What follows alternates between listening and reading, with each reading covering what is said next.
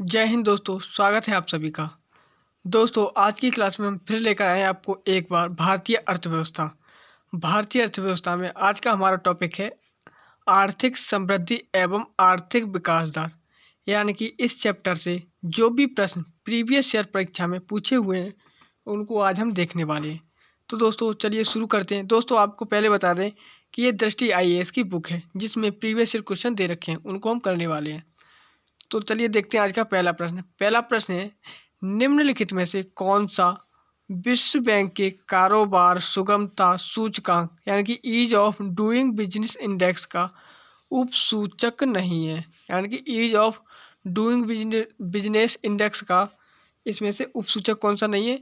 तो याद रखना, कानून और व्यवस्था बनाए रखना। कानून और व्यवस्था बनाए रखना ये ease of doing business index का उपसूचक नहीं है। करों का भुगतान ये इससे संबंधित है। संपत्ति का पंजीकरण करना ये भी इससे संबंधित है। निर्माण परमिट संबंधी कार्य कराना ये भी इससे संबंधित है। लेकिन कानून और व्यवस्था बनाए रखना इससे संबंधित नहीं है। ये टॉपिक याद रखना। अगला प्रश्न है, वैश्विक प्रियोगेटिव रिपोर्ट यानी कि ग्लोबल कम्पिटिटिवनेस रिपोर्ट कौन प्रकाशित करता है? तो ग्लोबल कम्पिटिटिवनेस रिपोर्ट कौन जारी करता है? तो ये कौन जारी करता है? तो ये करता है विश्व आर्थिक मंच, वर्ल्ड इकोनॉमिक फोरम ये जारी करता है। कौन जारी करता है? World economic forum. याद रखना, वर्ल्ड इकोनॉमिक फोरम जारी करता है। अगला प्रश्न है, निरपेक्ष तथा प्रति व्यक्ति वास्तविक GNP की वृद्धि आर्थिक विकास की ऊंची दर का संकेत नहीं करती। यानी कि निरपेक्ष तथा प्रति व्यक्ति वास्तविक GNP की वृद्धि आर्थिक विकास की ऊंची दर का संकेत नहीं करती यदि निर्धनता और बेरोजगारी यानी कि निर्धनता और बेरोजगारी में वृद्धि होती है। तो ये किसका विकास की ऊंची दर की समृद्धि दर की संकेत नहीं करता है। अगला प्रश्न है, निम्नलिखित कथनों पर विचार कीजिए। यानी कि 4 कथन दे रखे हैं और पूछा हुआ है इनमें से कि एक संकल्पना के रूप में मानव पूंजी निर्माण की बेहतर व्याख्या उस प्रक्रिया के रूप में की जाती है जिसके द्वारा किसी देश के व्यक्ति अधिक पूंजी का संचय कर पाते हैं। तो एकदम कथन सही गलत है। अगला कथन है, देश के लोगों के ज्ञान कौशल स्तरों को क्षमताओं में वृद्धि हो पाती है। एकदम सही है।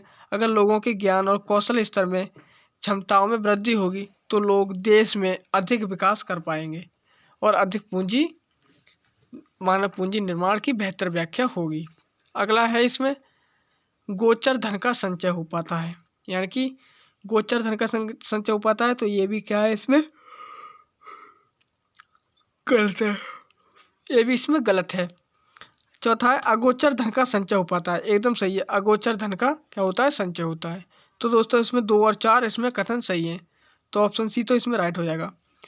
अगला प्रश्न देख लेते हैं। अगला प्रश्न है, उच्च बचत वाली अर्थव्यवस्था होते हुए भी किस कारण पूंजी निर्माण महत्वपूर्ण उत्पादन वृद्धि में परिणामता नहीं हो पाता?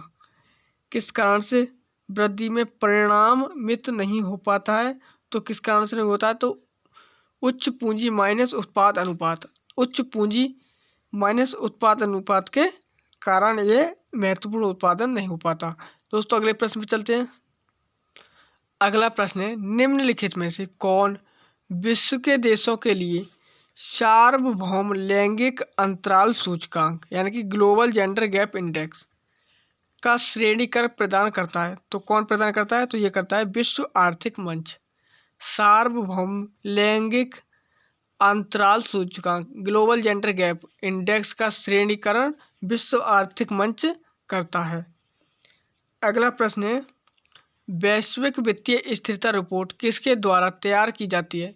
यानी कि वैश्विक वित्तीय स्थिरता रिपोर्ट किसके द्वारा तैयार की जाती है? तो ये किसके द्वारा की जाती है? अंतर्राष्ट्रीय मुद्रा कोष यानी कि IMF के द्वारा की जाती है। अगला प्रश्न है, व्यापार करने की सुविधा का सूचकांक easy of doing business index. Easy of doing business index में भारत की रैंकिंग समाचार पत्रों में कभी कभी दिखती है। निम्नलिखित में से इस रैंकिंग की घोषणा किसके द्वारा की जाती है? तो किसके द्वारा की जाती है? विश्व बैंक के द्वारा की जाती है, वर्ल्ड बैंक के द्वारा की जाती है। अगला प्रश्न है, विश्व आर्थिक संभावना ग्लोबल इकोनॉमिक प्रोस्पेक्ट रिपोर्ट आवधिक रूप से निम्नलिखित में से कौन जारी करता है? तो ग्लोबल इकोनॉमिक्स प्रोस्पेक्ट इंडेक्स कौन जारी करता है? तो ये भी विश्व बैंक जारी करता है, याद रहेगा, विश्व बैंक जारी करता है। ईज ऑफ डूइंग बिजनेस में ये भी विश्व बैंक, और ग्लोबल इकोनॉमिक्स प्रोस्पेक्ट रिपोर्ट ये भी विश्व बैंक जारी करता है। अगला प्रश्न है, निम्न में से कौन सा संगठन वर्ल्ड इकोनॉमिक आउटलुक नामक प्रकाशन प्रकाशित करता है? वर्ल्ड इकोनॉमिक आउटलुक नामक प्रकाशन प्रकाशित करता है, तो वो करता है IMF। कौन करता है? IMF, इंटरनेशनल मॉनेटरी फंड, यानी कि अंतर्राष्ट्रीय मुद्रा कोष। अगला कथन है, धारणीय विकास भावी पीढ़ियों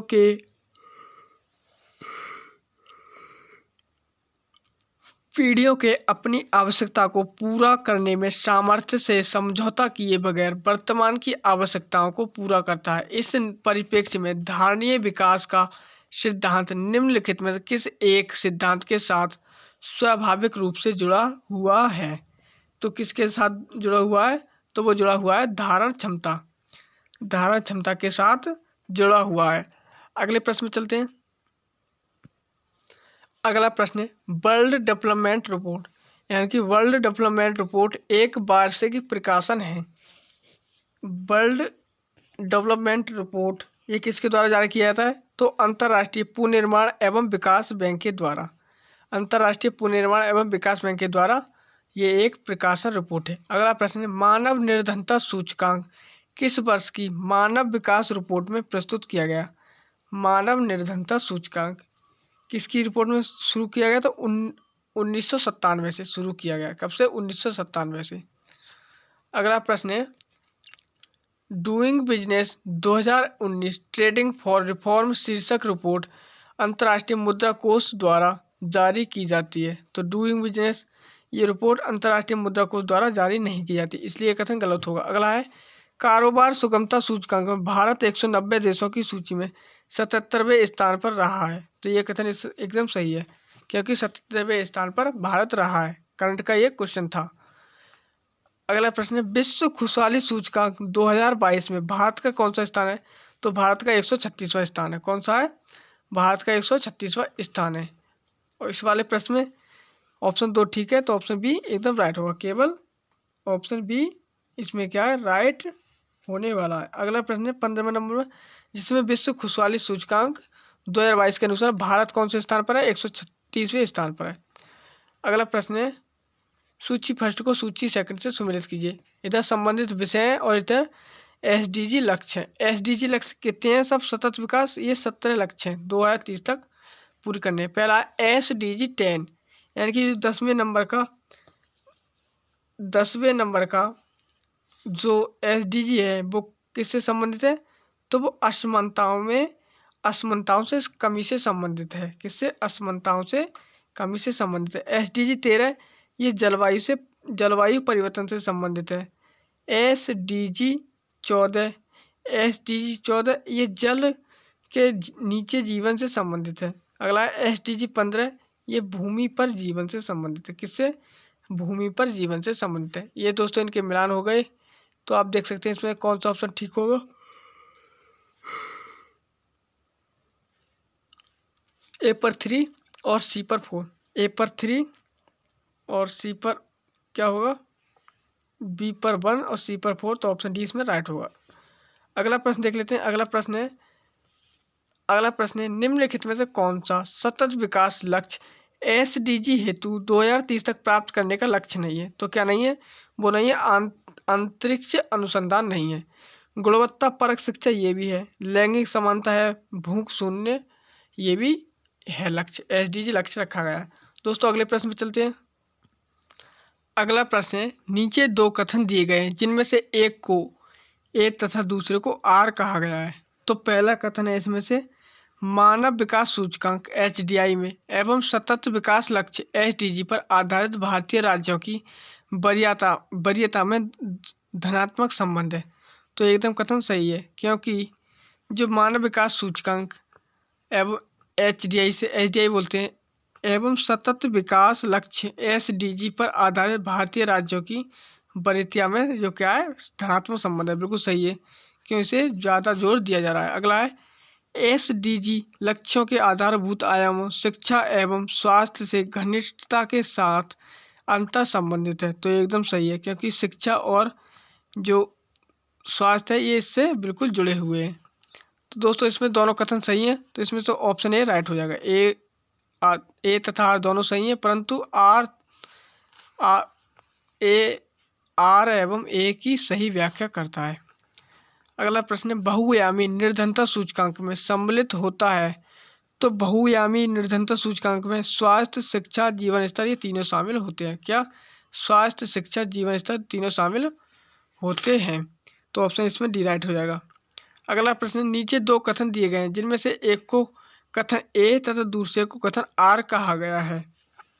क्या कहा गया है? आर। पहला है सतत विकास मानव समाज के कल्याण हेतु महत्वपूर्ण है। तो एकदम सही है, सतत विकास मानव कल्याण समाज के लिए तैयार किए गए। अगला है सतत विकास से अभिप्राय ऐसे विकास से है जो भावी पीढ़ियों की जरूरत, यानी भावी पीढ़ियों से मतलब भविष्य की पीढ़ियों से जरूरत पूरी करने की कोशिश को प्रभावित किए बिना वर्तमान समय की आवश्यकता को पूरी करना, यही इसका बिल्कुल लक्ष्य है। तो दोनों ये दोनों आपस में सही हैं। जब आपस में सही है तो ऑप्शन ए इसमें राइट हो जाएगा। अगला प्रश्न है समृद्धि की सीमा की अवधारणा का प्रतिपादन किसने किया था?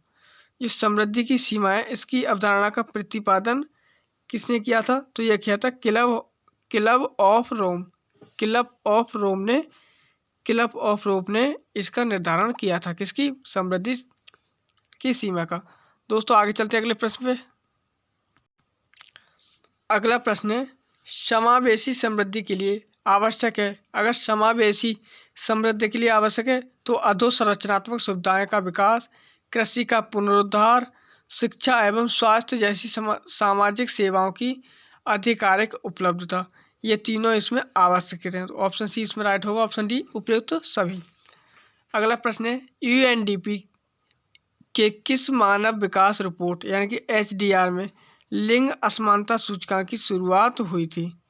तो जो UNDP है मानव विकास रिपोर्ट यानी कि HDR में ह्यूमन डेवलपमेंट रिपोर्ट में लिंग असमानता सूचकांक की शुरुआत हुई थी। तो ये कब से हुई थी? 2010 से हुई थी। HDI 2010 से इसकी शुरुआत हुई थी। कब से? 2010 से। अगले प्रश्न देख लेते हैं। अगला प्रश्न क्या है? सतत विकास का आधार है। तो सतत विकास का आधार क्या है?